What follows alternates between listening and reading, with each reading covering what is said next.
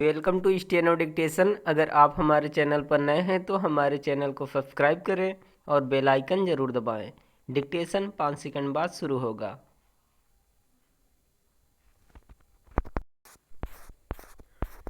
Start.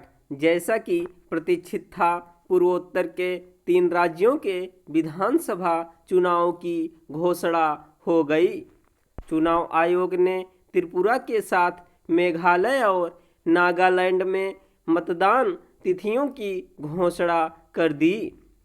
इन राज्यों के चुनाव राष्ट्रीय राजनीति पर एक सीमा तक ही असर डालते हैं, लेकिन उनका अपना एक महत्व है। यही कारण है कि राजनीतिक दल अपनी तैयारियों में जुटे हुए थे और हमेशा की तरह भाजपा अन्य दलों से आगे नजर आ रही थी।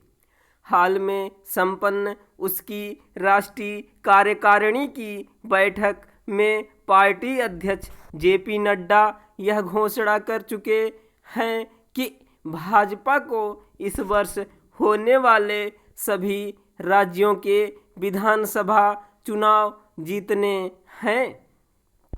स्पष्ट है कि उनके सामने अपनी इस घोषणा को नतीजों में बदलने की चुनौती होगी।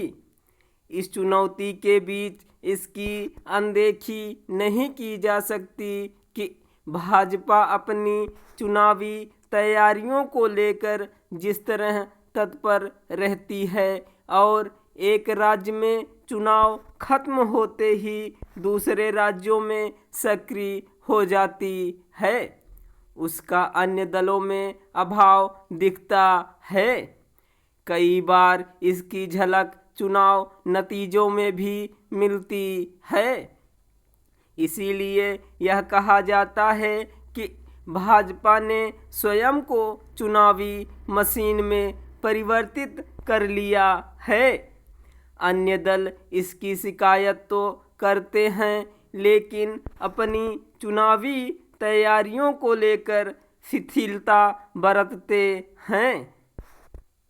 यह व्यापक चुनावी तैयारियों का ही परिणाम था कि पिछली बार भाजपा ने त्रिपुरा में अप्रत्याशित और ऐतिहासिक जीत हासिल की थी। उसने यहाँ शून्य से शिखर तक की यात्रा कर विपक्षी राजनीतिक दलों को चौंकाया था। इस बार उसके सामने सत्ता बचाने की चुनौती होगी। यह चुनौती इसलिए बढ़ी हुई दिखती है क्योंकि माकपा और कांग्रेस ने हाथ मिला लिया है। भाजपा ने सत्ता विरोधी रुझान से निपटने के लिए वहां नेतृत्व परिवर्तन किया है। इसका उसे लाभ भी मिल सकता है, क्योंकि इस बार त्रिपुरा में तृणमूल कांग्रेस भी पूरे जोर शोर से चुनाव मैदान में उतरने की तैयारी कर रही है। इसलिए देखना है कि मुख्य मुकाबला किसके बीच होता है। त्रिपुरा के विपरीत मेघालय और नागालैंड में भाजपा सहयोगी दलों के साथ सत्ता में है। वह दोनों राज्यों में जूनियर पार्टनर है। नागालैंड में उसे अधिक बेहतर करने की उम्मीद होगी, क्योंकि पिछली बार उसने यहाँ 10 से अधिक सीटें जीती थीं, जबकि मेघालय में वह 2 सीटें ही जीत पाई थी।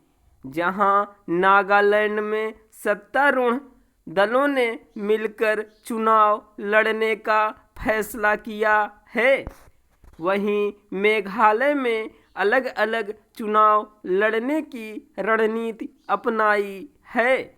कहना कठिन है कि यह उनके लिए लाभकारी होगा या नहीं, लेकिन इस स्थिति में भाजपा के पास अपनी सीटों की संख्या बढ़ाने का अवसर है।